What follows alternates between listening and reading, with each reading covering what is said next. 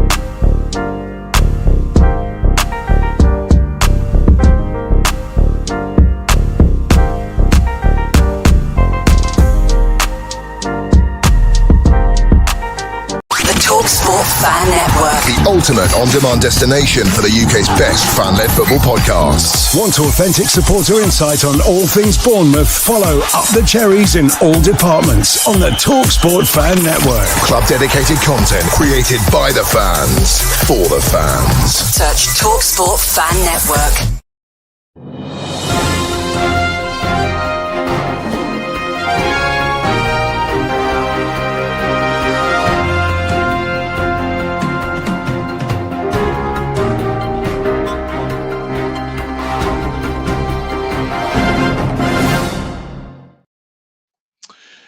Good evening, good afternoon, good morning, good very early morning to my main man next to me, Manny Thangadori. How you doing, mate? You okay?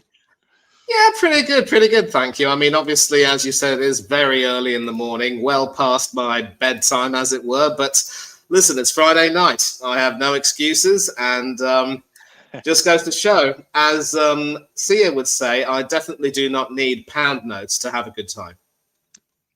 I tell you what, you're full of it, aren't you? I love it, Manny. Absolutely love it, mate. Mate, honestly, the pleasure's all mine. It's always great to have you on here, and no, thank you so much for joining us. Now, if you are new, if you are a fan of AFC Bournemouth or one of the other 19 clubs in the Premier League, do get involved in the comments. Do get involved in giving us a like, and do get involved in giving us a subscribe as well, because it's really, really appreciated. We do have a number of people who are floating about over different platforms, a grand total of 21 as it stands at the moment, across all sorts of different platforms. But at this moment in time, we have a comment from somebody who everybody will know all too well. That's Malcolm Chiverton. He's given us a yellow card. How you doing, Malcolm? Hope you're doing well. And don't worry, we're not going to mention Andoni going anywhere. He is staying at AFC Bournemouth, like we said in that last episode. So I will, that's the last I'm saying on it. If anybody comments in the chat about Andoni going anywhere, I will instantly ignore that comment. So there we are. Yeah, you don't want the yellow to turn into a red, Craig, for sure. Yes, I might get a red card. For that. Sean has said, I don't want to go back to work tonight, or I don't want to go to work tonight. There we are, Sean.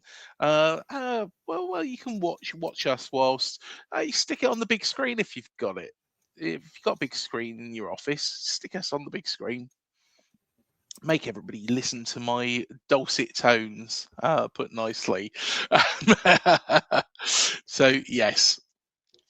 But big thank you, firstly, to our two sponsors. Firstly, Touchpoint Telecoms at touchpointtelecoms.co.uk. Do get in contact with Mark and the team from anywhere from Totnes to Tranmere. Shall we say that? Mark will sort out all your business telecoms needs, and of course, Dental on the Banks. If you need your Nasher sorted, you know where to go. Dentalonthebanks.co.uk. Dentalonthebanks.co.uk. And of course, they do sort out the teeth for now Manchester City player. Honestly. It's painful, Manny, watching him play in a Man City shirt, to be honest. And he's really hit the ground running. I'm delighted for him. But I wish he was here still. Wish Semenyo was here still. You're not the only one, Craig. I mean, like it's always going to be sad when just when your one of your players is coming into a wonderful run of form, which could prove crucial to how well your team performs. Upsets the big bad citizens, and they pinch that player from under your noses. It happens to a lot of other clubs. It used to happen to Arsenal back in the day. We used to give some of our better players over to Manchester City. But again, to be fair, that was before they ended up becoming the behemoth that they are now. And, it's sad, but you've got to find a way to somehow move on. And as I've said, if you are able to conclude some good business with Arsenal, getting Ethan Nwaneri to come and sign for you, I think if you give him some games and give him a chance to impress, especially on that right wing, I think he will do very, very well for you. So there's always hope, and you still got the dosh. Well, Ethan Nwaneri, I haven't heard too much about him in the past couple of days. However, there is still rumours circulating. He's also been linked with West Ham United, but I would imagine his desired destination is AFC Bournemouth, based on league position alone. But, West Ham fans might disagree with me on that. If you are a West Ham fan and you are watching, tell us why he would want to go to West Ham rather than the Cherries. Because I'm scratching my head why anybody would want to go there at this moment in time. But there we go. Malcolm has said, hope you're both well, guys. And he said, no, it isn't. It just shows how good he really is. And he's settled in so well. Good luck to him. Oh, yeah, I always do wish him luck. However, I am gutted. I'd love him to still be in a Bournemouth shirt. I'd love him to still be playing for this football club. And it is a matter of where we are really in the football pyramid. I think, more than anything else, that we're not a selling club. I've seen on social media, Manny, a load of people saying AFC Bournemouth are a selling club. They have to sell to buy. I think that's a load of garbage, to be perfectly honest. I think what we are finding now is that we are getting players picked off by teams that are the elite. Dean Howson, for example, was picked off by a club that's the elite. Ilya Zabania, an elite club. You can say Liverpool are an elite club, Kirkes. And of course, Man City are very much so nowadays. Not so years ago when we was playing them in 2001. They were in the same league as us. We didn't beat them then. So yeah, it's only the one win we've had against Manchester City the other year. But yeah, Malcolm's telling me off in the chat, but I'll come to Paul's comment first. He said, hi, Craig and Manny. Antoine is a very special, irreplaceable player. Snapped by a big boy, broke my heart. Yeah, likewise. It's hard. It's tough. And Malcolm is saying, get over it, Craig. Football evolves, and who knows what for a starting 11 we'll have next season. Yeah, I know, Malcolm. I know we're going to have this debate at some point, I'm sure. But, he is, without a shadow of a doubt, one of my favourite players to play for this club I would say ever, to be perfectly honest. He gave his all to the very, very end. He didn't necessarily need to play as hard as he did because the move was already pretty much agreed. But he did. And he scored that goal against Spurs, of course, to beat them. And, he is just a credit to himself. And, he is, without a shadow of doubt, a special talent and the player who I absolutely love, Antoine Semenyo. I really do. believe it or not, when he first come in from Bristol City, I was very much, and I remember saying to Matt at the time, and I said, he blows hot and cold. And I even said it to Mark McAdam, and Mark McAdam kind of agreed with me that, Antoine Semenyo blew hot and cold at Bristol City. He wasn't consistent. He come here, he showed consistency, and he's only just gone and taken that to Manchester City. It's gutting, but at the same time, it is football, like you say. And yeah, I don't think I can ever get over it. But I can't. Yeah, it's difficult. It's difficult. Yeah, You it's become going to be attached difficult. to players, don't you? Am I Yes. alone in this? That I No, Craig, you will never be alone in this. And,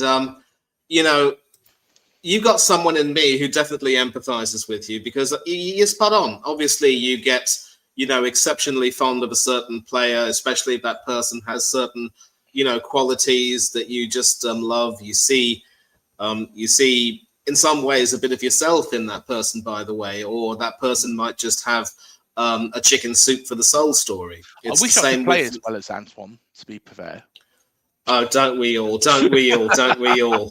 And I think although I think Malcolm might be a little bit school marmish for want of a nicer word, I think he does have a point though. Everything evolves, and there will be some new ones who will come right in. I think the trick is to just make sure that you remember the good moments, and as long as there's going to be that respect that the player has for the club and how much he loves the fans and everyone else, you're always going to have some good memories. The only issue that I have would be if players start, gobbing off to the press and start, insulting the manager and the club, or even the fans. It might sour things a little bit.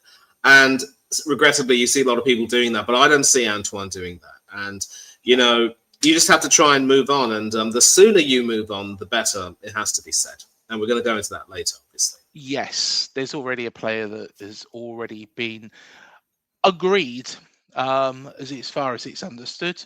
But yes, it will be very, very, very interesting. Just a little blurb that's just popped up on the screen. With Arsenal competing on multiple fronts, depth and trust matter, and Nwaneri remains firmly part of the plan.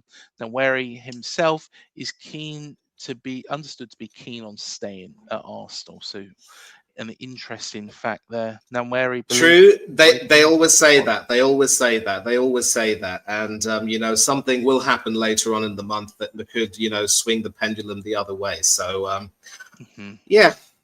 we'll see how that goes.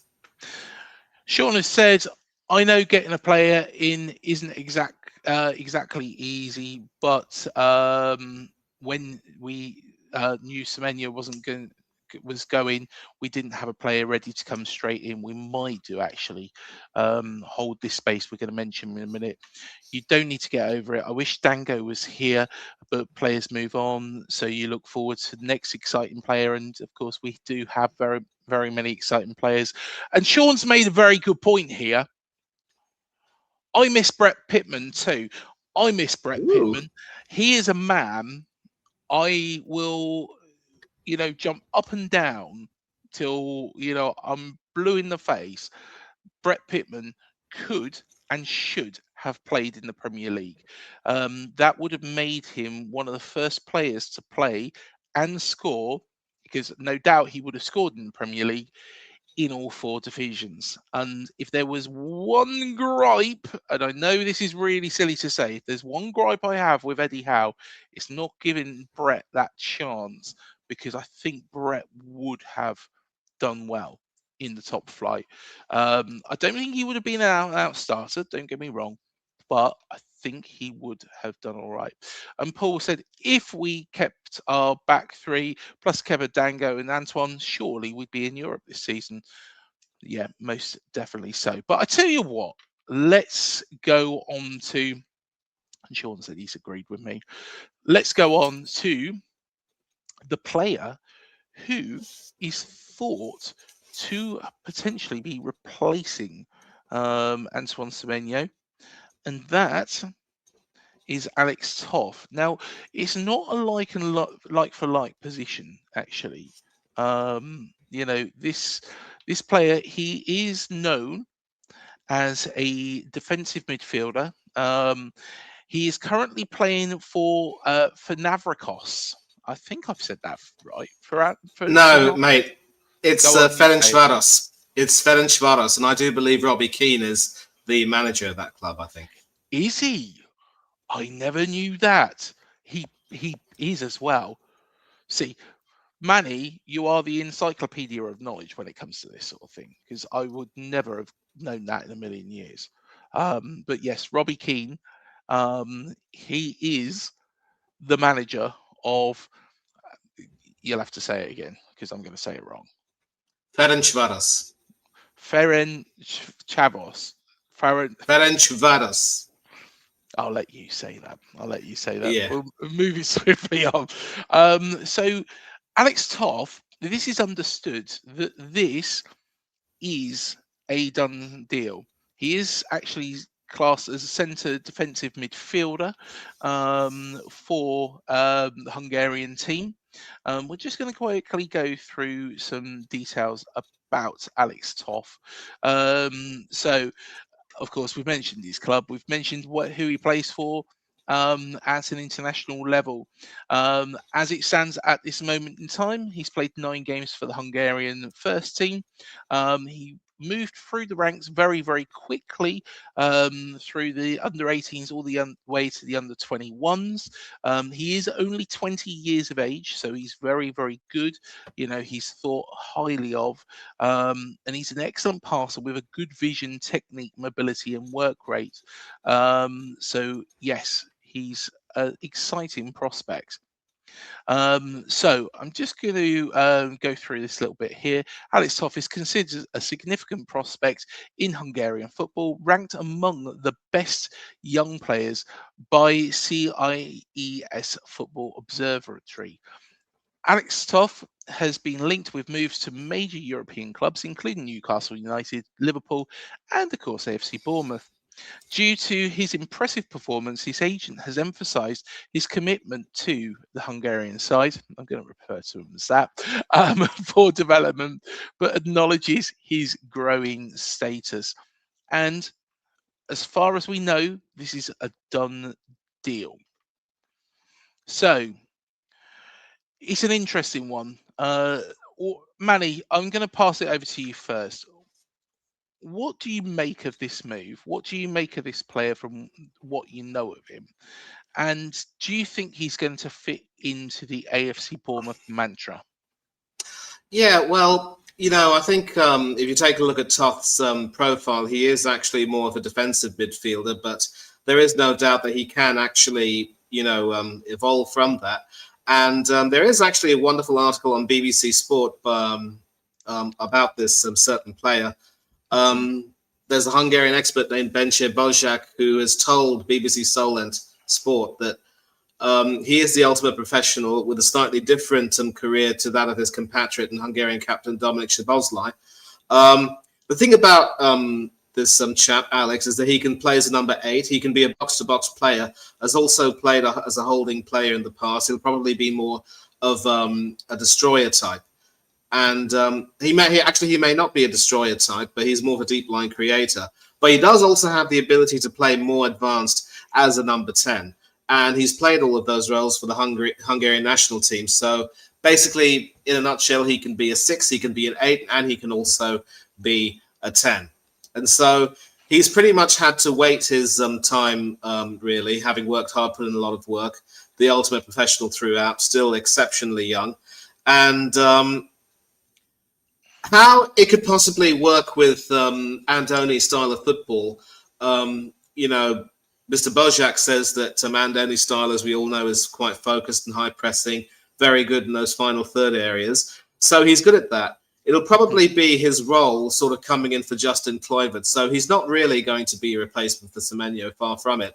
And he may start off, playing as more of a defensive midfield. And I'll tell you what, I don't even know how long Lewis Cook is going to be at the Cherries, because we already saw, his big brother Steve leave not too long ago, going to Forest and now QPR. I think Steve might have, retired. I don't know if he's still playing. I will look that Yeah, up. he's But- still at QPR. Oh, lovely. Yeah. So I think this is going to be another example of how, with the club's excellent scouting and Andoni's talent ID, you can actually take him and really make him a star. And he can actually do some really good things for Bournemouth, the way the likes of Enes Unal and others have been able to do. And when you bring more of these players in, it can only be good for the club going forward. So, yeah, I'm quite excited with this. And, it's also preparing for the future in a way, because we still don't know what might happen to Justin Kluivert and maybe, for that matter, Marcus Tavernier. I hope Marcus will stay. But Justin might also end up being coveted by some decent clubs around Europe who might want to offer him a chance of, playing for another big club again just before he ends his career. But Bournemouth is that club which has this ability to really, just pluck these gems out of nowhere, give them a role in this team. And it's also a testament to Andoni's ability that he's really stamped his managerial mark on the club in such a way that, that's when people talk about Bournemouth, they identify more with that style of play, probably more so now than it ever was with Eddie Howe or even other managers before him. So I like the way things are going. It's just a shame at the moment the club isn't really in the best of form right now. But all I will say is, and I've said this on several other streams, you deserve to be a lot higher in the table than where you are now. And hopefully with some good January business, you'll get into a bit of a recovery. And you're definitely not getting relegated, but you need to be much higher up the table. And hopefully signing Alex Toth will be the start to the recovery. Well, he looks an exciting player, from the statistics, at the Hungarian side. I'm not going to try and say their name because I'm just going to butcher it. For that sort of position, he is only a youngster. He's only 20 years of age. He's born in 2005. I remember 2005 like it was yesterday. I was at university in 2005. But one thing that this does kind of hint to is maybe that Tyler Adams' injury is going to be a little bit longer than what we expect. So yeah, I'm wondering if he's going to partner Alex Scott at the back, or in those defensive midfield positions, which maybe is where we're kind of lacking a little bit at the moment. I do get where you're coming from with Lewis Cook. Jimenez on the right hand side of defence. Lewis Cook can play there. He's not exactly the quickest. He knows his position though. And sometimes Lewis Cook, you could say, is probably better in that right back position, but Jimenez does get forward a lot quicker. So yeah, I think that's probably why this movie is quite good. But there we are, Alex Toth. And as you can probably see on the screen now, Mark Gay deal to Manchester City is close to completion for £20 million and will not play for Palace against Sunderland tomorrow. We was just talking about Manchester City. And, I thought we were talking about PSR as well, though, weren't we? Why does it not apply to them? Look, I don't want to get into the in-depth of that because I don't want to, A, anger myself, and B, delve into a very controversial topic, which I'm still not really, aware of. But you just know that when it comes to these elite clubs, somehow they'll find a way. And it all stems down to the revenue that they can bring in and their, ability to earn success on a more consistent basis. And I think they're just able to pull it off a lot more frequently. But we do have to say a word about Crystal Palace, because obviously last season it was the zenith and they had their best season ever after a dreadful start. They backed Glasner to the hilt and he rewarded them magnificently. But, ever since they've lost the likes of Elise and Eze, and now Gehi will be gone, There's even talk about, obviously, them being ready to sell Jean-Philippe Mateta. And we also have the news that Oliver Glasner will not be renewing his contract with Palace. He will want a new challenge. So it definitely looks as though this is the end of the beginning rather than the beginning of the end, because someone new will come in and Crystal Palace are going to have to try and rebuild from the wreckage, as it were. So it's sad in a way, but then that's sort of the way it is. It's so when you see football being played and business being conducted the way it's being conducted, it's like the law of nature more than anything else. The strong will always prey upon the weak in terms of, financial muscle and so forth. And even if you have some clubs who will buck the trend and overachieve, you aren't sure how long they're going to be able to sustain it. But hey, at least you've got the memories. I feel for Palace fans, actually, because, of course, they should have got into the Europa League last year. The Forest getting in there instead was an actual real injustice. But the big thing is they mention us, they mention Brighton, and they mention Brentford when they talk about, clubs with really, really, really good scouting setups, that continuity plan.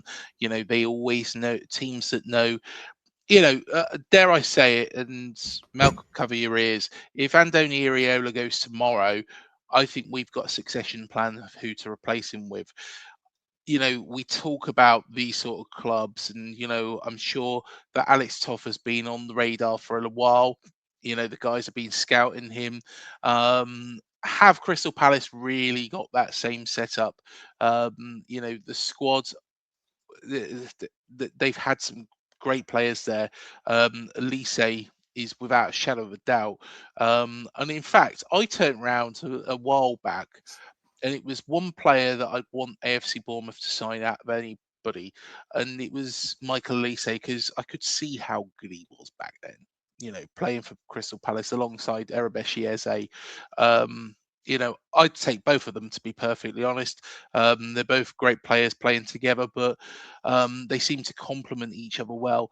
But I don't feel that they've got that succession planning as well as what we do. I don't think they've got the succession plan as well as what Brighton do. And lo and behold, dare I even say it, Brentford as well. Brentford, everybody's tips to be relegated at the start of the season, without a doubt. Everybody thought, well, Keith Andrews, of course, Thomas Frank has gone to Spurs. There's a lot of upheaval, and Mbembo's left. Johan Wissa's gone to Newcastle. There was doubts. Norgard's left as well, and he seems to have kept it going there. So, our three clubs, but I do question about Crystal Palace if they're in the same boat as us. To an earlier point, Malcolm said, correct, Manny. Honeygun BCFC, I guess, Bristol City Football Club. Yes, Bristol City. Yes. Hello, guys. Hope you're both well. Good to see you, Manny. Enjoyed the stream over ORES Talks Football just then. Good stuff. Good stuff. Malcolm said 20 million. What a bargain. Yes, 20 million for Mark Gay is a bargain. In all honesty, against Macclesfield, I watched the highlights. Let's be honest, nobody in a Crystal Palace shirt played very well that game. Got to give credit to Macclesfield, how well they played and what they did. But Crystal Palace, I think, was part of their own downfall as well. A full strength, or not a full strength Crystal Palace, but a Crystal Palace that was in the same momentum as they have been throughout the season would have beaten Macclesfield, I've got no doubt. But full credit to Macclesfield, you only beat what's in front of you, as they say. Malcolm's given me a second yellow. I think that's about mentioning about Andoni Iraola and succession planning. But hey, send it to VAR. Yeah, to be honest, I'll take that, because at the end of the day, no manager is going to be at a club forever, and no player is going to be at a club forever. All players are going to age and are going to come to the end of their careers. you could have the most loyal player in the world, Adam Smith, for example, who's been a Yes. great servant for this football club. He is coming to the twilight part of his career.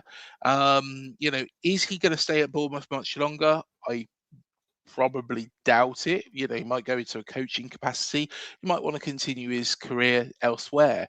But at the same time, is having that succession planning, right? What are we going to do when this player goes, or when this player is not, quite up to the standards? Your legs go, hey, I'm 40 years old. I couldn't bloody run around the football pitch if you paid me nowadays. So yeah, that's the whole point I'm kind of making. Is Andoni Iraola will eventually go, but not quite yet. 20 He million. won't. He won't. And I will say that with I don't regard think you to go. Yeah. he probably won't. And I will say with regard to some of the players, obviously you've had players leave you in the past, but you've managed to do some good business and make sure you get some replacements. And I think in Jimenez, you've got someone who could potentially be long-term your new right back. Don't forget, Araujo has gone to Celtic on loan to try and, snatch the Scottish Premiership title from the hands of Heart of Midlothian. He might possibly come back, and then we'll see how well he plays if he continues to play. So with regard to players, there's always that succession plan. I think with the managers, there will come a time when obviously the club will need to sit down and discuss certain things. And it's just unfortunate how things have transpired at Crystal Palace. And I only hope that they will have some good resolutions in time for the start of next season. I definitely don't see them getting relegated, but this season will probably be a little bit of a write-off in comparison. I know they technically are still in the UEFA Conference League, but it's going to be.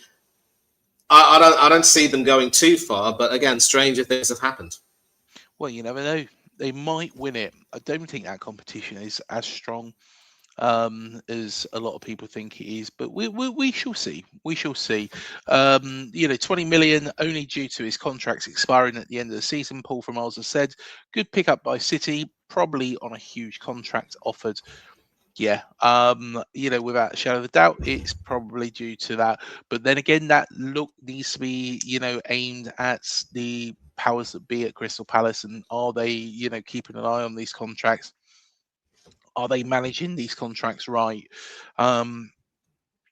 Like we do, to be fair, we talk about Semenyo and him going to, Man City, but,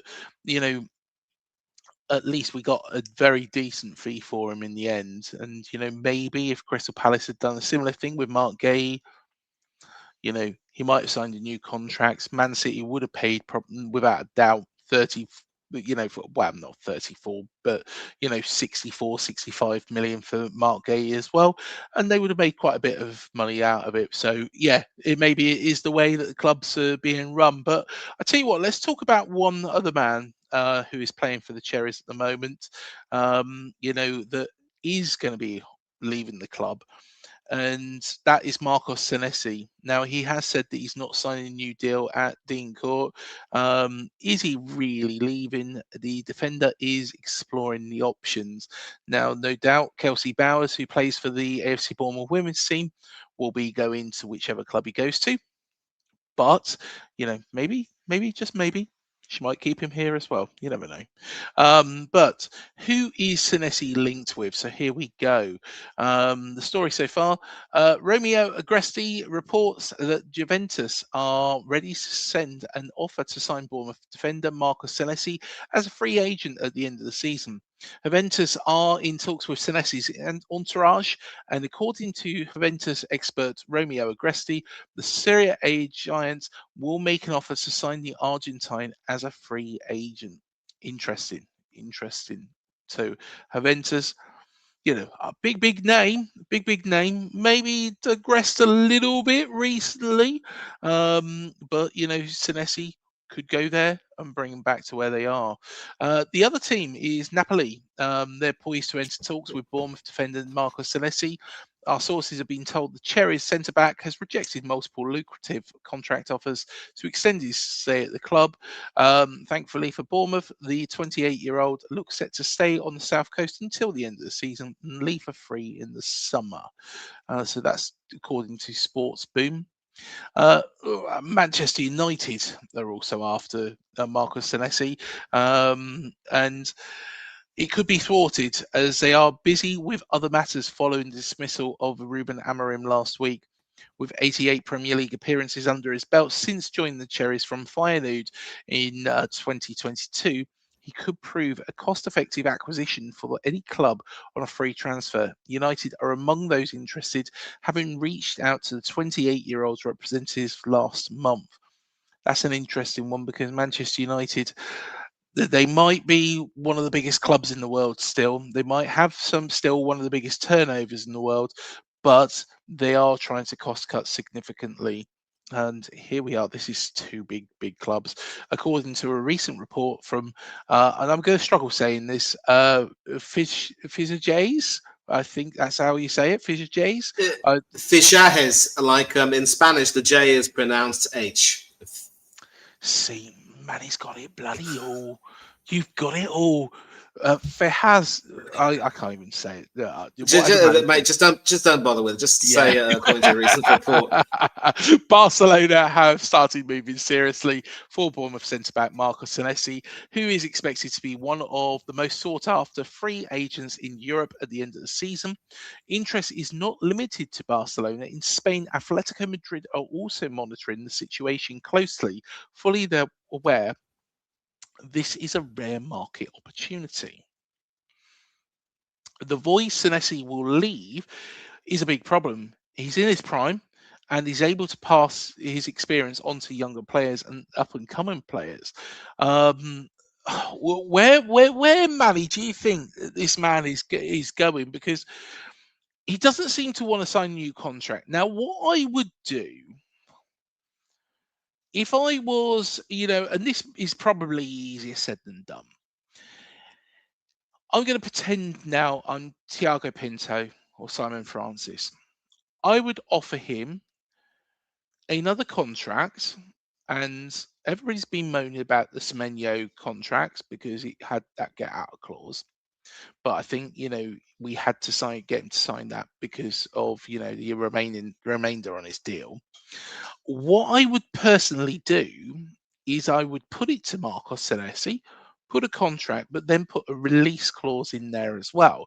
So I'd probably do what everybody's saying that we shouldn't have done with Semenyo. The fact is where is he gonna go to? That's the big question. I know where I don't want him to go to, but where will he end up? It's funny, really, Craig, because I do seem to remember at the beginning of the season, there were a lot of complaints about Senesi's defensive performances and how, at times his positional awareness was found wanting. I think it's fair to say he has improved, and it's still a little bit of an indictment, really, that if you take a look at the Bournemouth roster right now, especially in that defence, he is effectively one of your most experienced defenders. Obviously, we know all about Smithy, but Smithy's not a central defender, you see. And you've spoken about how James Hill has, come on leaps and bounds and could very well be a good successor. But, with Senesi in the team, obviously you have at least some experience. And it's sad that he isn't really eager to sign a new deal. It's just as well that having sold several of your players and brought in a great deal of money, you're in a position where you can just say, you know what, let him go wherever he wants. But it's funny how Barcelona and Atletico Madrid have considered this to be a market opportunity. I put that in quotation marks because, he's a decent defender, but he's not really at that class as of yet. And he hasn't really been able to break completely into the Argentinian national team as of yet, although to be fair, they do have their established players ahead of him in the pecking order. But even now with Bournemouth, I think he's been with you lot for about coming up to, this will be his fourth season, I think, with the Cherries. Mm-hmm. And he's made about 65 league appearances and a few more in some cups. So he's had some good moments and he's had some bad moments. And I wouldn't necessarily be too down about losing him as long as you can get a decent replacement. Now, there's a part of me that thinks that if you could possibly have a chat with Manchester United about signing a certain former England defender, he could maybe come over to the Cherry, come over to Dean Court. You can offer a nominal fee and give them Marcos Senesi as an exchange. Have him play with Lisandro Martinez, and you end up having an experienced defender coming over to Bournemouth to pass his experience on to the youngsters. Because let's face it, with the way Mark Gahey, Ezri Konsa, John Stones and a few others are playing, I do not see Harry Maguire getting picked for the World Cup, and I think his England career will definitely be over. He still clearly has a lot to offer, and I think he will want to, come over to Bournemouth and maybe try and have some sort of a career revival, perhaps. So I'm not necessarily saying that you could go for Harry Maguire. I don't think people in the chat, especially not the Bournemouth fans, would consider that an option. And I'm also worried about being given a card by our dear friend, Mr. Chiverton. And even Mr. Harrison will definitely not countenance that happening. So there are some experienced options if you are willing to cast your net a little bit wider. If you can't get them on a free transfer, you can definitely try and get an experienced defender for a somewhat nominal fee. Or you could offer Senesi as a make weight, because I know technically he will be a free agent at the end of the deal, so he can go wherever he likes. But I'm sure Senesi, having said that, would jump at the challenge of moving to a big club. I know that United have said that they've got other pressing issues on their mind, but the thing about these clubs, Craig, is that they will say whatever they want to try and not divulge their interest in certain players. And of course, with Juventus, it's interesting. He could possibly end up having a reunion with another former Cherry, Lloyd Kelly, of course. Yes. And Napoli will be very interesting because they are still fighting for the Scudetto along with Inter and AC Milan. So it will be interesting to see where he fits into those plans. I just don't know how well he will actually play and how many opportunities he will end up getting if he moves to a bigger club. So maybe he says he wants a new challenge. Maybe he wants to try something new.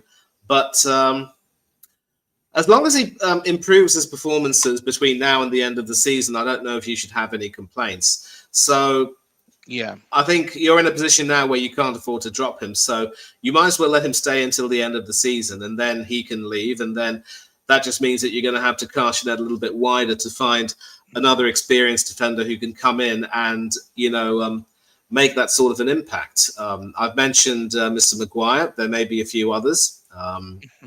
You can always so there are some other people who might fancy the challenge of moving to Bournemouth and trying to get them back up to the pedestal where they are. And I think Ray has said it. Paul said it perfectly. You'll need Senesi until the end of the season, potentially the same as Mark Gahey. But with no club wanting to sign him now, you will be resigned to losing him on a free. So I'd say just keep him sweetened between now and the end of the season, and then let him be on his way. And, again, evolve the team, move on, buy someone new, and you go again. He's going to be a big loss. He's played very, very well this season. I think he was a little bit frustrated at the last season. Of course, he lost his place to Dean Howson. Dean Howson, fabulous talent. But Senesi's come back in, and he's been brilliant. He really has been brilliant. So, hey, I wish him the very best, whatever he decides to do. But I think, it will be not in this window, but in the summer. Yes, I would not be right. surprised. I'm looking at Manchester United's backline. I don't think it's particularly strong. Manchester United seems probably to be the best venue for him. He would certainly improve that backline that they've got at Old Trafford. So that's a possibility. And also, I'll mention one player I'd like from Manchester United in a moment. Alan said Harry Maguire is the most Bournemouth player you could mention. I don't know. Sorry, Alan. No, I actually don't know about that. I think you look back into the players that got us into the Premier League in the first place. Steve Cook, for example, was, and I get on really, really well personally with Cookie. But the thing is he was not, and he'll forgive me for saying this, he wasn't ever the most talented of players. He wasn't the most talented of players, but he read the game well. He did the right things. He made the right moves, and he got the job done. And Harry Maguire is very much, I think, in that boat as well. He does the right things. He's not going to set the world alight. He does pop up with a goal every now and again. Who can forget his goal against Sweden in the World Cup, wasn't it? Was it the World Cup or the Euros? World Cup, wasn't it, in Russia? So he popped up with the World Cup. Yeah, popped up with a header then. So he's quality. But I'll tell you what, if Senesi goes to Manchester United, there's one player from Manchester United I'd love to have at this football club. I just don't understand why he doesn't get his game. You might be able to tell me. You might be able to explain this to me, Manny, because it doesn't make any bloody sense. Kobe Mainoo. I love Kobe Mainoo. I think he's quality. I think he's brilliant. Why the hell does he not get his game at Manchester United? Well, the answer is he didn't get too many games at Manchester United because obviously for some reason or another, Amarim or Scamarim, as a lot of United fans would refer to him as, he for some reason, he just didn't seem to rate him very well. And obviously Mainoo, you will remember, was a big part of our England team that reached the final. A very left field pick by Gareth Southgate ahead of the likes of Jordan Henderson. I think Adam Morton was also in the squad. And Mainoo actually was given quite a lot of chances to impress by England. And, he also was a big part of that United team that won the FA Cup that season under Eric Ten Hag, if memory serves me right. Yeah, I think he was. It's just a shame, though, that with Amarim's own demands on players and how, the way he operated, sticking stubbornly to a back three system with 4 in the defensive midfield, 2 attacking midfielders in a pivot behind a striker. I don't think he was able to quite get the best out of the likes of Kobe Mainoo or even Amad Diallo and a few others. But with United having a new manager, they've already confirmed that Michael Carrick's come back to take the job on an interim basis, and he will stay until the end of the season, and then they'll hire a new manager. It could very well be that Mainoo will find his way back into the team, and if he ends up, impressing enough to be a part of the new Manchester United manager's plans for next season, then it could very well be that he stays on. Or maybe he could decide, I've had enough of the toxicity. I'd like to go away and thrive the way the likes of Marcus Rashford and Scott McTominay have. And you know what? For someone like him, who can definitely play in the defensive midfield pivot, someone who can lend a bit of bite to a midfield, he wouldn't be a bad option. The only problem is you've already signed Alex Toth to play in that position. Maybe long term you might want to push Toth forward and have Mainoo come in. Maybe there might be something in that. And I think Andoni is a very keen observer of footballing talent across the Premiership. So it could very well be that that might be an option. Again, you don't want to leave yourselves in a situation where you're a bit middle heavy. And honestly, mate, I think you're going to need some more defenders for sure. Yes. Talking about defenders, Paul has just said, Steve Cook, ex-Brighton player, best backup keeper I've ever seen, Craig. Yes, I know. I've ribbed him about this a couple of times, actually. I don't know if you remember it, the save where he's kind of hooked it out against Norwich. He doesn't really want to hear about it, to be honest. But yeah, I got to be honest, it was mightily impressive. And Steve Cook. I wonder if it was as impressive as Craig Gordon's save against Dundee over the weekend. Oh dear, oh dear. No, Steve Cooks. I tell you what a what a save, what a save. Everybody thought he was a goalkeeper there. I think pretty much all of the Norwich fans at Carrow Road that day was thinking, "Oh bloody hell, he's a good goalkeeper." Oh no, hang on, it's Steve Cook. Yeah, he won't like me bringing that back up. But yeah, sorry, Steve, if you are watching, I'm pretty sure that you're probably not, and you're ready for QPR's game tomorrow. Whoever you got, so all the very, very best to you to hopefully get the hoops back into the top flight. They're doing all right. They're doing all right. They're not doing too badly this season. Slow progression, but they're getting there. But quickly, I'm just going to bring up another player that has completed a move, and that is Conor Gallagher. He has joined from Atletico Madrid to your favourite club, Manny, Spurs. So he's getting ready not to win a single thing.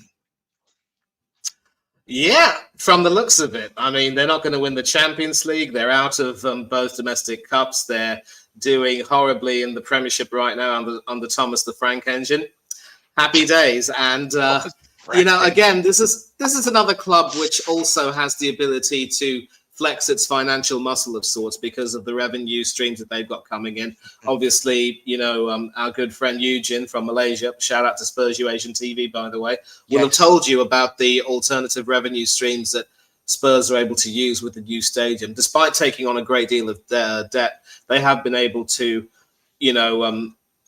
chip away at that or hack away at that with the revenue they got coming in. And the reason why I say this is because you want an example of a selling club? Aston Villa. They've very recently, in fact, over the course of the last 24 to 48 hours, had to say goodbye to the slightly inconsistent, but definitely, exciting Daniel Marlin, who had only joined from Borussia Dortmund in January of last season. And, obviously, given that they're being strangled at the moment by PSR, they have to sell before they can possibly buy. There is talk about them possibly bringing Tammy Abraham back home to replace him as a proper out-and-out striker rather than someone like Marlin, who is quite versatile enough to be a winger, a good a specialised winger, someone who could play as a false nine, except he doesn't hold up the ball very well. But Villa were actually interested in getting Conor Gallagher to come in. The reason why is because obviously they've now lost Amadou Onana and Boubacar Kamara to injuries, and those two are normally the players who play in the defensive double pivot whenever they're fit. So on Sunday against Everton, they will be playing with Yuri Tillemans and Lamada Bojada in that pivot, just as they played against Spurs when, thankfully, they knocked Spurs out of the FA Cup over the weekend. But because Spurs had the muscle, they were able to offer Gallagher a full deal, while Villa were only willing to offer a loan deal with a possible obligation to buy. And so this is another example of how money talks, and clubs who have the financial means can get everything. And Villa, as magnificently as they've done this season after a dreadful start, they're still going to be hamstrung as to what business they can do. But I wouldn't put it past Aston Villa to get some good loan signings in and keep their momentum going. And as far as Spurs are concerned, I think in their minds they've written off this season, and maybe Gallagher coming in is sort of like an investment for the future more than anything else. But next season, if they don't get their act together, there are going to be a lot of disgruntled millionaires on heavy salaries at that club. So, Gallagher going there, I think he'll get some games. I think he'll add something to the midfield.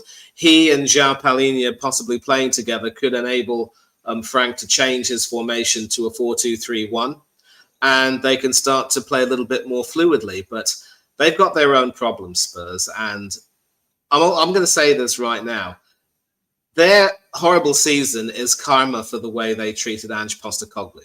How dare you sack a guy who said he'd win a trophy in his second season, won you a big, shiny European trophy rather than a two-penny halfpenny League Cup, for example, and then say, he's not going to be the guy to take us forward. We want a proper manager. And where's that proper manager gotten you?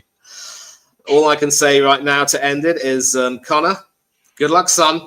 You are going to need it. Yes. And Thomas Frank. Might be time to go. Might be time to go, sunshine. There we are. Yeah. If anybody know, I'm guessing you probably remember from the watch tapping days at Brentford. Oh yeah, I think in the words of Elton John, this train might not be stopping there anymore, but we'll have to see. Tottenham against West Ham is El Sacico. I believe whoever loses that match will end up not staying until the end of the season. Will it be Frank? Will it be Nuno? We'll have to see. Definitely. Let's go back to the Cherries because we have been linked to another player. And this time, a Brazilian player. Bournemouth step forward for Wonder Kid, right step for Ryan. And of course, Bournemouth are now pushing for Brazilian Wonder Kid Ryan as the Premier League club take a more proactive stance in the race that has already featured several European sides. Now, this guy is pretty exciting. The update comes from transfer journalist Matteo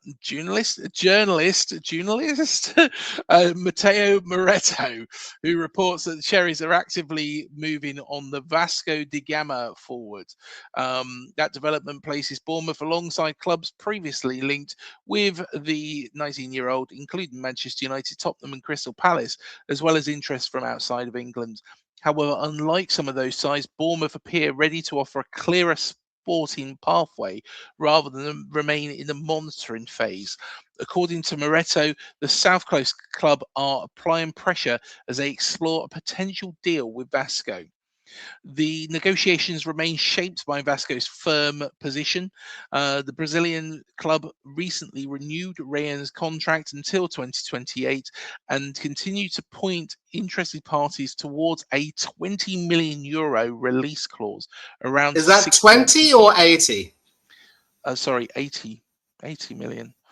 Why Yeah. did I say 20? Sorry, 80 million release clause, around 68 million pounds. I tell you what, that would be a different conversion rate, wouldn't it? Brazilian journalist Thomas Elencar commented on the news from a development point of view, backing the Bournemouth option. Speaking about the potential move, he said, I think it's the right step for Ryan. Bournemouth usually develop their promising assets very well. Ryan would arrive to be a starter and to get playing time, which he would not have at a much bigger club. One step at a time, that's how it works. That assessment reflects opinion rather than confirmation of the strategy, but it echoes a wider view in Brazil, the idea that regular minutes and responsibility could outweigh the immediate appeal of a larger club, especially at this stage of Ryan's career. For now, Bournemouth has positioned themselves as one of another assertive club in the picture. We'll see if any of that intent develops in formal talks, but the situation around Ryan continues to evolve as Premier League interest becomes more tangible. This is quite exciting. I don't know if you've seen much of this guy. No, I haven't, to be brutally honest with you. In fact, I am sort of taking a look at his development right now. And, you know, in these last 3 years, he's literally been one of their more important players. Normally someone who plays as a winger and a forward and scores some decent goals for a winger, maybe not what you'd like for a forward, but obviously at youth level with Brazil, he's done very well with the under-17s, maybe not quite as well with the under-20s. And his own father played for the club back in the mid-90s, before the turn of the millennium. And, you know, this is interesting, though, because you mentioned that the club have renewed their contract with him until 2008, yeah? So obviously there will be talk of a release clause of about 68, nearly 70 million quid. And for a 19-year-old, you know, it can be daunting in a way. And bear in mind, when you sold Semenyo to City, I think you might have, City were able to meet the release clause. I think with Semenyo, you will be getting some, you know, deferred payments later on based on, I think, performance-related issues and some other clauses, right? So you may be getting more out of that. So maybe this could be something you could afford to do. It's not something that Aston Villa can afford to do. They also signed a Brazilian wonder kid named Alisson to the tune of about 12 million quid, I think. So much less than that, less than the fifth of that, I would say.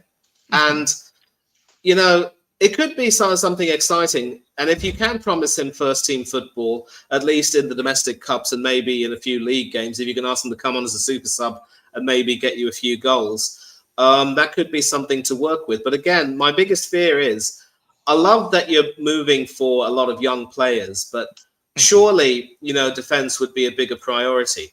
Having said that, I do see this chap as someone who could succeed some of your players who might be, you know, coming into the twilight of their careers with the Cherries, as you've said, and they could maybe help take the team a little bit forward. And, you know, with the sensible mentality that the journalist talks about, namely that younger players would benefit more from actually playing regularly with certain clubs rather than simply, you know, joining a bigger club and then invariably being loaned elsewhere and being, you know, passed from pillar to post. It's not going to be for their benefit in the long run. So if this move does go forward, it could very well be positive. Having said that, the release clause means that you are taking a very, very big punt on a 19-year-old. And I just hope that, you know, this won't go to his head and make him feel as though he's untouchable. He has to stay humble and he has to stay completely grounded. I don't think we'll pay that release clause. What I think we'll do is we'll do a percentage of a sale add-on. You know, I think that this seems, you know, it seems like that he's scoring 1 in 3 in 1 and wow, his average is a 1 in 3. You know, so he's doing something right in the Brazilian leagues. You know, whether or not that can transpire to the, you know, English league, that is a different thing. You know, the Premier League is a totally different animal. But then again, Ellie Julia Krupi, dare I say, you know, is an example of what players can do.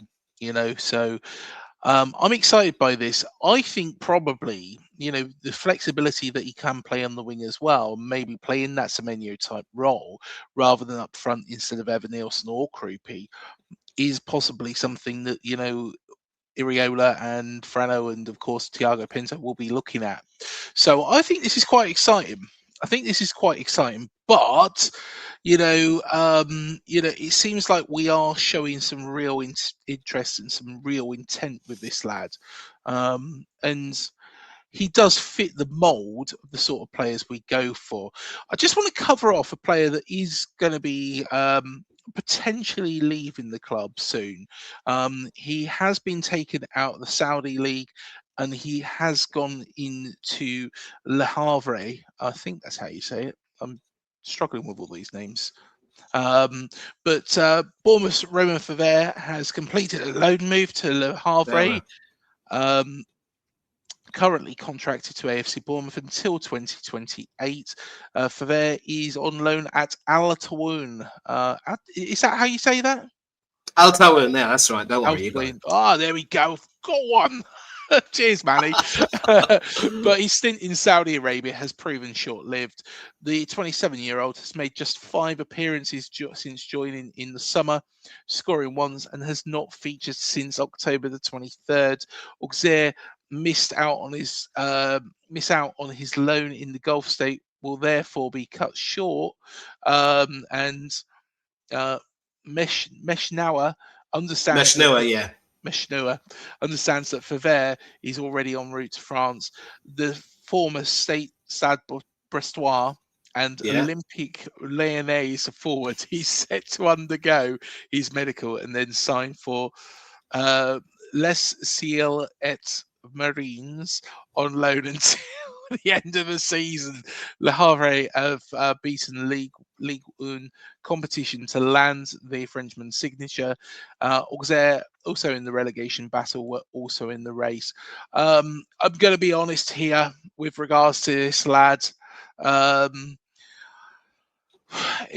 hate saying this, but sometimes it has to be said. I don't think he's good enough for AFC Bournemouth. I think, in all honesty, Al Tawoun are 3rd in the Saudi League at the moment, so they're not doing too badly. But I've said this from day one. You know, when Ronaldo and all these players were going over to the Saudi League, and Ivan Toney and all this, the quality of football in the Saudi League is not very good. And if you look at Al Tawoun's, team, the majority of them are from Saudi Arabia. Now, I'm not criticizing the Saudi footballers at all here. I'm not going to do that. You know, please, if you are watching from Saudi Arabia, which you're probably not, but if you are, I'm not criticizing the players, but the levels of football are not that in the Premier League. It's not that in France. I just don't think I don't think he's good enough. And if he's looking at a move, maybe let's be perfectly honest here. In all honesty, he's probably going to need to look a little bit further down the pecking order. Le Havre might love him; they might absolutely love him, but I think his time is up here at AFC Bournemouth, and I think we will probably cash in during the summer. It could very well be the case, and I am actually going to, look at a few things here. Yeah, you are right. Al Tawoun are third, and they could look to qualify for the AFC Champions League.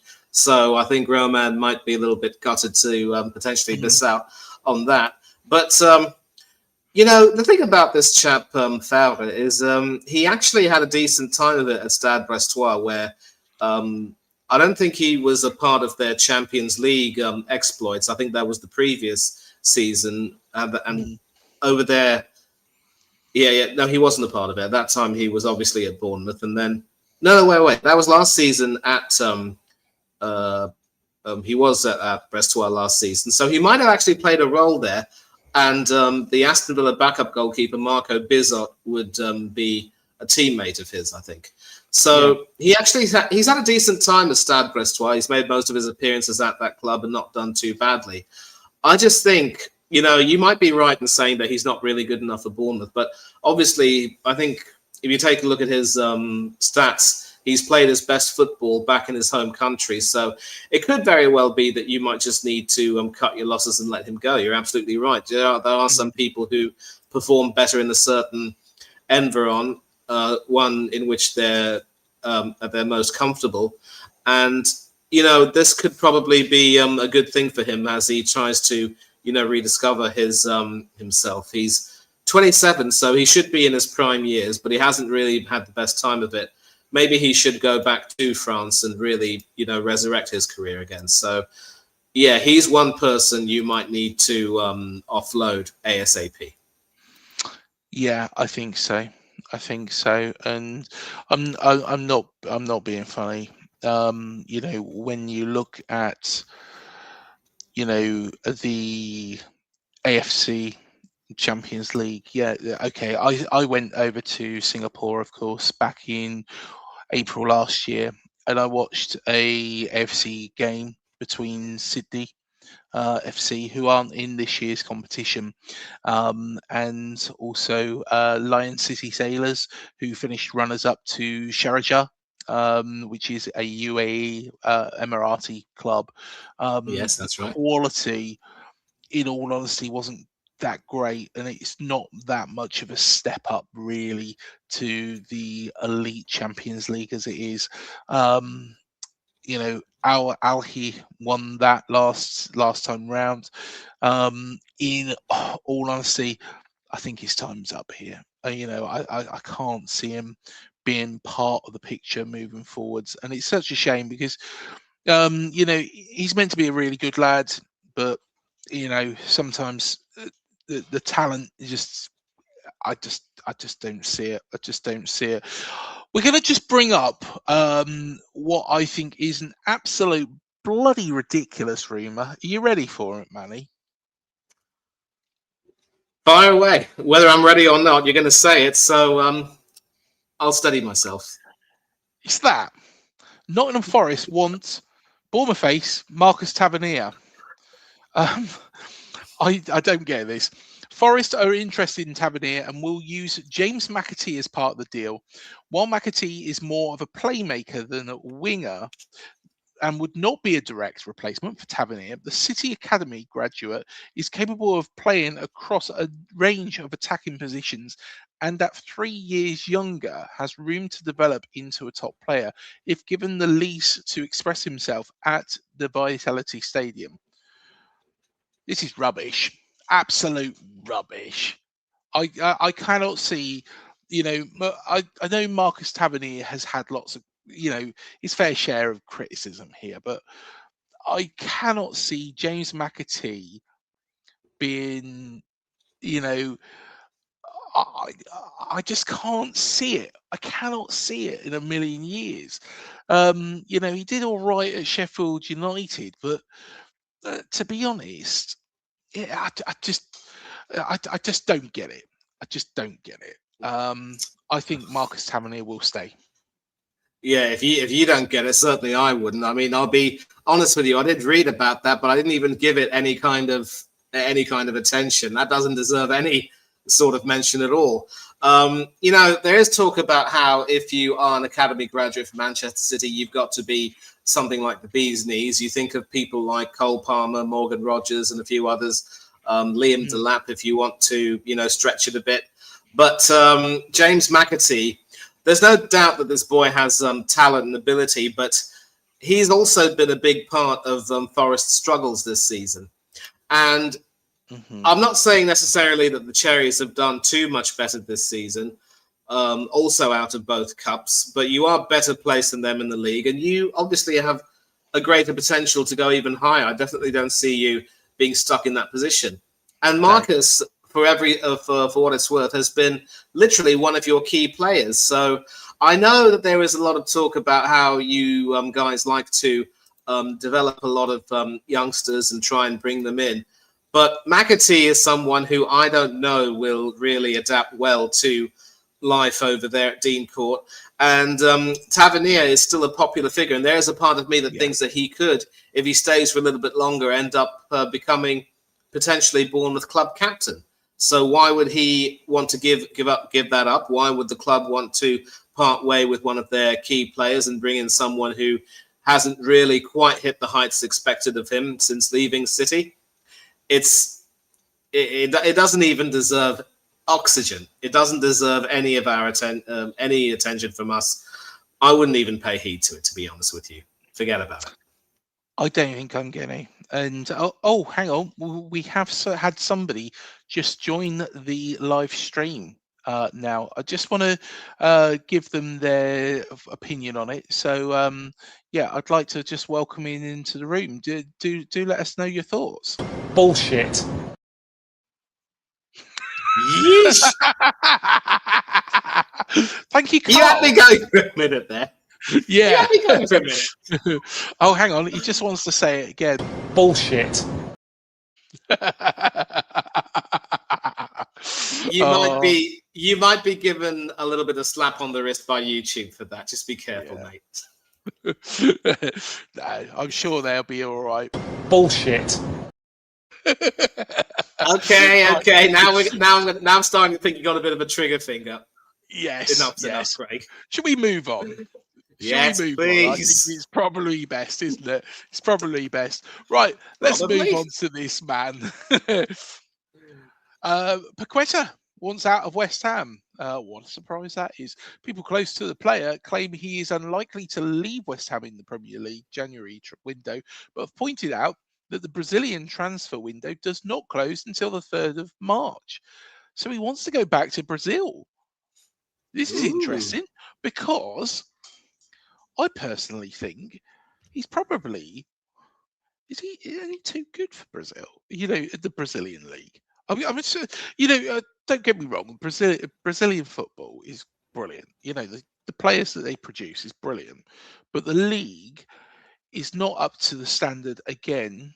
The Premier League is. It's not up to the standard of the German or the French or the Spanish league. Is he homesick? That's an interesting one. What do you reckon, Manny? I Uh, can understand him wanting to potentially leave West Ham. Yeah, he just wants to leave the club, I think. The club are not in a good way at the moment. There's a lot of mismanagement from, the top down, and the team's doing horribly. And they're also another club who are finding out the hard way that if you decide to replace a trophy-winning manager because you want more, be careful what you wish for, because you will get it. And they're finding that out the hard way. I think it's a case that, he wants out, and why he would mention that the Brazilian transfer window isn't closed until the beginning of March, I wouldn't know, because you'd think that at the age of 28, having already played for the likes of AC Milan and Lyon, he would want to try and secure a move to a good European club. And there was talk at the beginning of the season about how Aston Villa wanted to buy him, but due to circumstances, they couldn't get him, and they ended up getting Harvey Elliott instead. Fat lot of good that's done both the club and the player. I just think Paqueta wants out any which way, and he's saying what he's saying right now to try to, get West Ham to cut him free. It could very well be that, with about 2 weeks to go until the end of the month, maybe there'll be a club that might secure his services, or he might just end up, being resigned to leave at the end of the season. And of course, if West Ham do get relegated, they will cut their losses and let him leave. They may decide to, let just cancel his contract and let him leave on a free. When he joined in August 2022, it was for a 5-year deal, estimated to be more than 50 million quid with additional add-ons. But obviously, I don't think they can afford to if they let him stay for one more season, he will end up, being a free agent anyway. So if there is an opportunity to get some money for him, I don't know why West Ham wouldn't want to cash in on him. And it could very well be that they will lose Jared Bowen if the club ends up getting relegated. But there's just so much going on at the club right now, none of it good, that it's not really fair to speculate on what might happen to them. And we don't even know if Nuno Santo will be staying until the end of the season. So It could very well be that Paquetá ends up, leaving before the end of the January window, because I think player and club will just want this messy business to come to an end. If a player is no longer happy, then why should we keep him in a season where we're trying to stay in the Premier League? So I don't think he's homesick necessarily. I just think he wants out of West Ham. The bubble has well and truly burst. To be honest, I'd have him on loan here until the end of the season. If he really desires to leave West Ham, I'd have him on loan here. He could probably bring a bit to us that maybe we are lacking. But would we want to sign him permanently? I don't think so. I think, his wages at West Ham are very, very heavy. He's got a very good package there, but I can understand why he wants to leave West Ham. The place is a pressure cooker at the moment, and it's not a pleasant place to be. But that's my honest opinion on that one.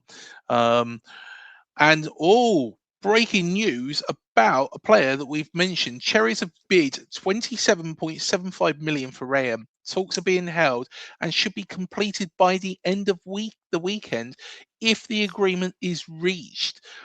Now, that is very, very, very interesting. And I would imagine, because we haven't actually met the release clause, that there is a sell-on clause due to Vasco da Gama if we do sell him on to somebody like Barcelona or Real Madrid or someone like that in the long run. So it could well be another Thiago Pinto, Simon Francis masterclass. I think we might get him for that. I honestly do. But there we are. There is the latest breaking news. Rayan, this man here, we have put a bid in. So there we are. A potential replacement for Semenyo. And of course, it was mentioned that, yes, there was a release clause of nearly 70 million quid, but they've set what was known as a masking price for him at about 40 nearly 44 million. And as you probably mentioned, instead of actually paying a large sum up front, they pay, an offer of about 30 million quid and also have a certain clause, as you've mentioned. So if that does happen, then yeah, I think that would be wonderful. But again, he'll have to come to the club with his fitness well on point, because I would like to think that he will probably be expected to play a few games almost immediately. But again, well done. You've managed to get him, and I say good luck to him. Well, it's not done yet, but it looks like something is going on in the background. Paul from Oz said, I think I heard the club say no one else will be leaving the club in January, which, yes, I hope that is the case. There's a lot of talk about Alex Scott as well that I've seen, but I think a lot of it is garbage. A lot of it, oh, hang on. He is back. Hang on. There's somebody back. Alex Scott leaving AFC Bournemouth. Bullshit. I know who it is. Thanks, Carl. Thanks. No need for the build up this time. So let's talk about Solanke returning. However, not that Solanke. We have signed a very exciting player. So AFC Bournemouth is delighted to announce that promising young left back Ade Solanke has joined the club on a long-term deal from Ligue 1 side Lorient. Lorient, sorry. See, Manny has to correct me with all my pronunciation. The Republic of Ireland Youth International, who signed the contract on his 18th birthday earlier this month, has featured for Lorient's under 19s and reserve sides and has represented his country 31 times from under 15 to the under 18 level, most recently appearing at the FIFA under 17 World Cup in Qatar. A former Shamrock Rovers youth player, he joined Lorient in January 2025. I'm really being conscious how I say that now, Manny. After being named in the Irish Champions Matchday squad on 2 occasions after completing his move, Solanke said, I'm over the moon. I feel it's been a long time coming, but I'm delighted to be here and I can't wait to get started. With AFC Bournemouth being a Premier League club, a move like this is really something I've dreamt of. I'm grateful and I thank God. I'm really happy. Wow. This young kid, there's not much about him online, actually. I don't even think I did have a look for him, actually, because it was all over the AFC Bournemouth webpage. I couldn't actually find a Wikipedia page. So he is very fresh, he's very young, but he is going to be, what I understand, a very exciting player. And of course, with our Category 1 Academy that should be coming very, very soon, this is the sort of player that we want. This is the sort of signing we want to attract. And this is probably a statement signing. I believe we're not the only club that was in for Ade Solanke, and there was a lot of clubs in for him, looking at him, investigating the move, watching him, but we have jumped ahead of all of them, and now it's up to the boy to actually show what he's made of, and I'm sure he will do. He seems to be, from his interview, a young head on old shoulders, or an old head on young shoulders, should I say. It's actually the older head on young shoulders, because old head on young shoulders. Always, because let's not forget he is 18, signed on his 18th birthday. Yes. And I'll tell you what, this is another example of how Bournemouth are really going all out to scout some outstanding youth talent. And you've got someone over here who obviously was a big star in the Under-17 World Cup. I think it's fair to say that just as he's too young to have a social media profile on Instagram or even Facebook, he might be too young to have a Wikipedia entry. But it could be that way. But, I'll be interested to see how well he develops. And I only hope that, obviously, when you had to replace Milos Kerkez, who moved to Liverpool, you signed Toth, who has had his inconsistencies, but of late has started to somehow settle in, I'd like to think. But, it could very well be that this chap, Ade Solanke, will provide some competition for Toth while also continuing his footballing education. I do see him. I don't know if he will necessarily get to play in the first team, but he will get plenty of games with Bournemouth's reserve team for sure. And if the circumstances dictate that he has to be called up to the first team for cover or what have you, if he does do well, then so be it. I think that could very well prove to be a good thing for him. It's just tragic that given his age, it's a little bit too soon to talk of him possibly joining the first team anytime soon. But you never know. I think the club will certainly be monitoring his development very well. They will give him plenty of opportunities, and we'll see how well he develops. He's definitely one that I'm going to be interested to look at in the coming seasons. If next season he doesn't break into the first team, then he could probably do it the season afterwards. That is 27-28. But he's joined a good place to continue his footballing education, and I think he will enjoy his time at Dean Court. 100%.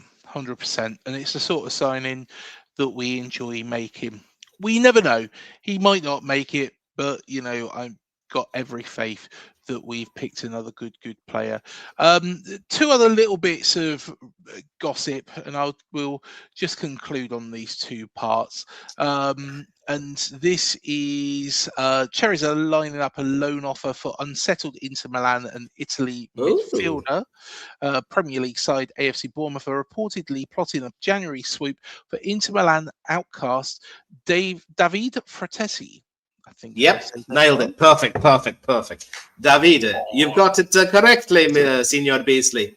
Bellissimo. Thank you. What does that mean? Does that mean well done? Bellissimo means beautiful. So any compliment you get in Italian, just take it and run.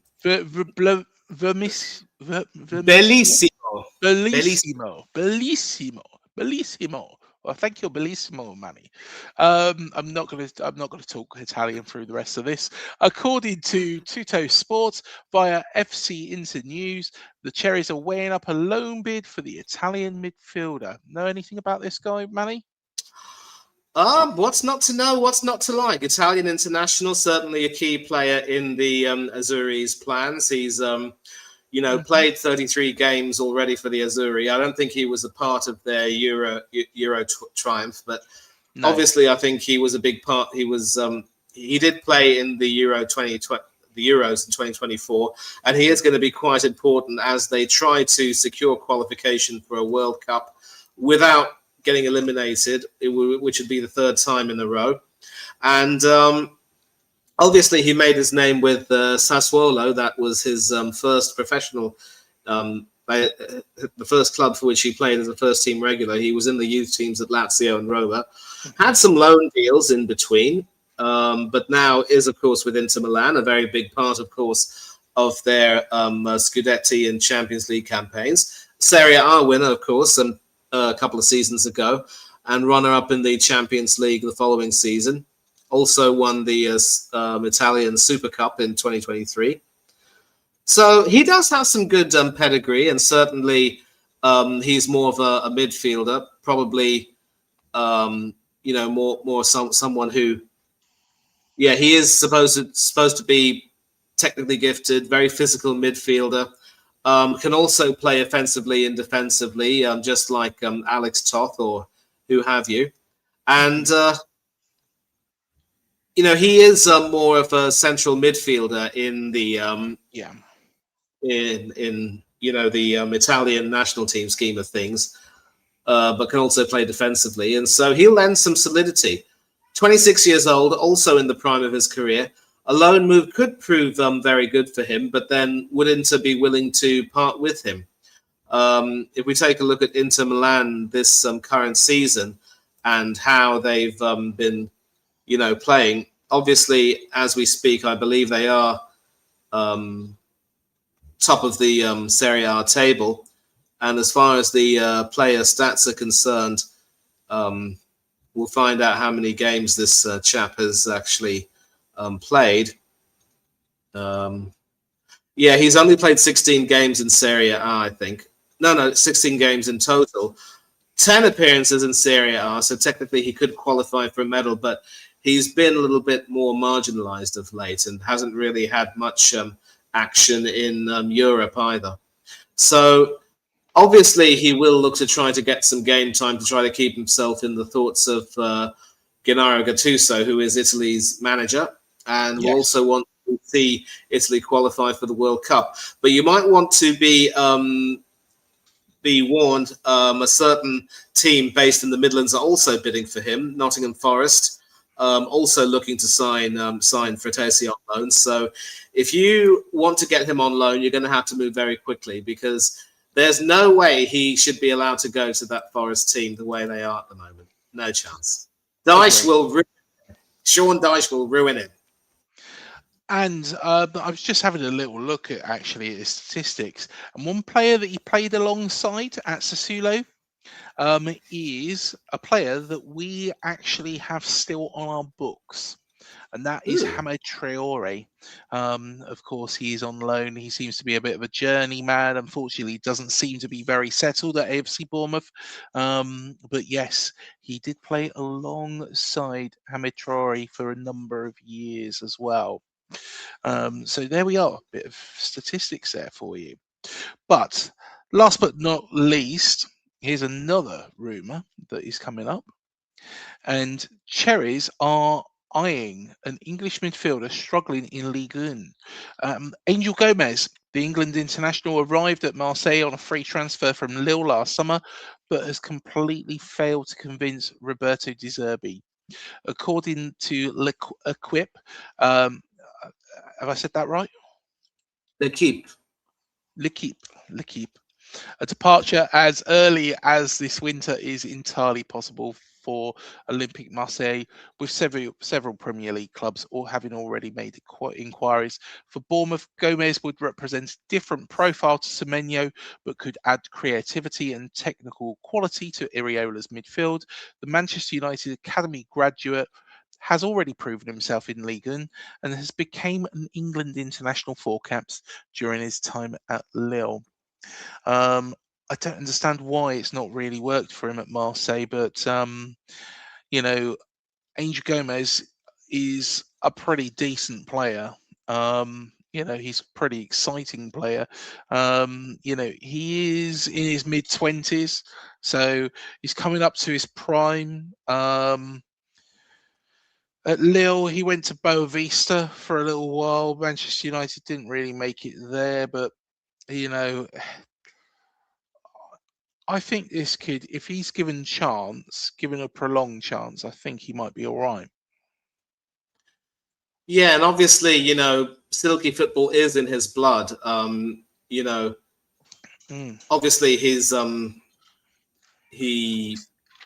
I think he's got some Portuguese blood, obviously, in his veins, and his godfather happens to be the former Portugal and Manchester United winger Nani.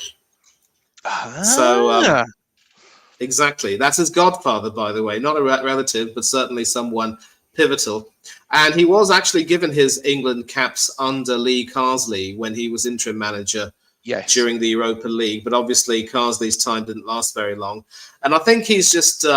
It's fair to say he's probably gone off the radar a little bit, and clearly the move to Marseille hasn't quite worked out for him, which is sad, really, because Marseille are, of course, playing in the Champions League and doing very well in Ligue 1. One of two teams that are trying their best to knock PSG off their perch, and in fact, as I speak, Marseille do have a game in hand on PSG, but they've fallen away in terms of points. But they should qualify for the Champions League phase. And they played a game more than Lille in fourth, although they have a similar amount of points. And again, in terms of, the stats, he has actually been... He's made some appearances in the league, scored some goals, and not done too badly. But I think maybe De Zerbi wants a different profile. And you mentioned Hamid Traore, right? Yeah, yes. He is at Marseille on loan from Bournemouth. So... Yep, he was at Sassuolo during the time that Fratesi was there. But even Hamid Traore has found it even worse than Gomez at the moment. I think it might be fair to say that, Gomez might be asked to stay at Marseille a little bit to sort of help aid his development in the way, because as it comes to the end of the season, when Marseille is still going to try to, fight for top honors, they're still going to want to try to recover and see if they can't overhaul, both Lens and PSG. The Gomez may have a role to play, but it could also very well be, as you've alluded to, Craig, that maybe a move away from Marseille might be the best for him and the best thing for him, and a chance to move back to the Premiership, maybe, be in some familiar surroundings. Definitely someone with that continental flair about him. I think he could very well thrive under Andoni. But the biggest issue I have right now is that what we've seen, you lot seem to be interested in many midfielders, and a lot of them are quite young. And I do like that, don't get me wrong. I think you are planning for the future. But defensively as well, there have to be some inquiries made about possible available players who could come in, especially with Senesi set to leave on a free at the end of the season, and you will need some experience. I'd like to think that the scouting network at AFC Bournemouth know what they're doing with regard to potential recruitment, but there are still 2 weeks left before the window ends, so I'd like to think that maybe you'll cast your net a bit wider and look for some more defenders, maybe. As long as they're not necessarily impulse purchases, that would be fine. And I did mention Harry Maguire, and I think someone in the chat said, no, we wouldn't want that kind of player there, although you seem to be warming to the idea. You seem to be interested in a lot of midfielders, and I'm not saying they're necessarily bad options, but you might want to cast your net a little bit wisely as you go in, especially how you spend your money and what you promise these guys will determine how successful you are in these purchases. It does look as though you might have Ryan joining you, someone who could see some action as a possible replacement for Semenyo, so no chance for Nwaneri coming in. I think that ship might now have started to sail. You might need to look for some defenders, I think. Hopefully you will. 100%. 100%. One thing we won't be looking for, it's Chris from Leicester Till I Die. Hope you're doing well, mate. Here we go. Paddy, and he's put, is this not the Weekly Vet podcast? I think he asked a similar question for something else, and I think we can say, sir, no, it's not. Oh, he's just trying to offload Patson Daka to us. Chris, have you got any good defenders at Leicester? No. Yeah, we shall move quietly on. Hope you're doing well, mate. Good to see you. I would have, mind you, I would have recommended Connor Cody, but he has since gone over to Wales to play for Wrexham, who, of course, knocked Forest out of the FA Cup. I'll never get tired of saying that. Well, Paul from Oz has said, great show. Thank you so Cheers, much mate. for joining us. And we're just going to wind down the show now. Chris has said, Wout Faze has gone sorry. Well, he wasn't necessarily on my list, but thank you for letting us know, sir. Yeah. We weren't in for him. To be honest, Chris, Chris is so disappointed. You can tell. Vestergaard, there we are. To be honest, do you know who I did used to like? Who went to Leicester? And I thought he was a good player, is Harry Winks, but I just don't think he's done anything for Leicester, to be honest. No. I mean, obviously he made his name at Spurs along with Oliver Skipp, and both of them joined Leicester at about the same time, but they didn't exactly set things alight, and obviously with Leicester getting relegated, of course, sorry about that. I think I see a plea there, offloading Vestergaard any which way. Vestergaard is a decent defender, has done well for Denmark, I think, but if he's not able to rip up trees at a club trying to fight for promotion from the Championship, I'm not too sure what use Bournemouth can have for him, to be brutally honest with you. Well, I think that's about Harry Winks. I don't think Chris is a fan. So there we are. Yeah, I thought he was a great. I thought he was going to be a good player. I did. I did too, but I'm going to tell you right now, never ask an Arsenal fan to recommend a former Tottenham player. No chance. Exactly. And on that bombshell, I think we should finally end it. Thank you, everybody in the chat who has contributed tonight. Manny, you back next week? Definitely. No invitation required. I will be here. No ifs, no buts, no walnuts. Excellent. Definitely cherries, but no walnuts. Well, Alex Toth might be a Bournemouth player. Ryan could be a Bournemouth player. Who knows who else might be a Bournemouth player? Let's be honest, it probably isn't going to be Vestergaard, and it's probably not going to be Harry Winks. Sorry, Chris. It most definitely isn't going to be Patson Daka. Thank you for joining us. We shall see you in the next one. And, anybody who wants to say about Marcus Tavernier leaving this football club, this is what we say. Bullshit. We shall see you in the next one. Thank you, everyone, and we'll see you soon. Up the Cherries and up the Gunners as well, of course, Manny. Thank you, as always. You're gonna win the league, mate. You're gonna win the league. It's gonna happen. Mate, the more you keep saying that, you keep saying that every season, then we haven't done it. Yes, exactly. Let me just enjoy the process rather than trusting it more than anything else. Thank you. Fair enough, mate. Fair enough. We'll see you in the next one, guys.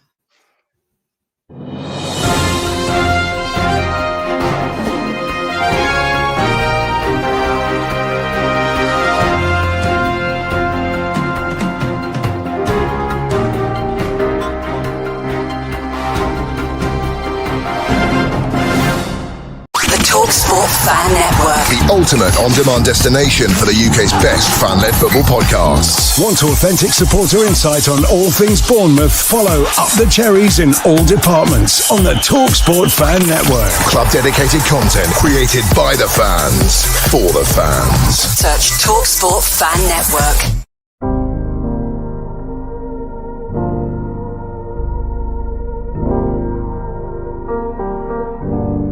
I should be like you, Mel.